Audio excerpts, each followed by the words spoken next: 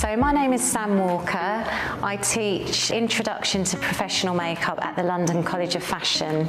3 key things that students come away with when they do a course with me at the London College of Fashion. Firstly is how to behave professionally when you're doing makeup. So health and safety, cross-contamination, all of the really important things that you might not learn on YouTube or the internet. In fact, I have seen some horrific things on YouTube or you know, other videos that you see online. So yeah, so you learn about health and safety in the environment when you're working.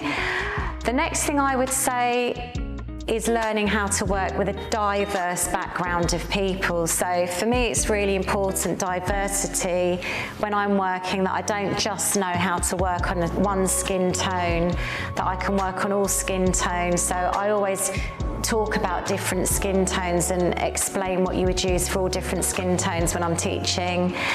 And then thirdly, each person has their own style of makeup and everybody has their own individual style when they want to produce a makeup look. So I kind of encourage everybody to discover what that is.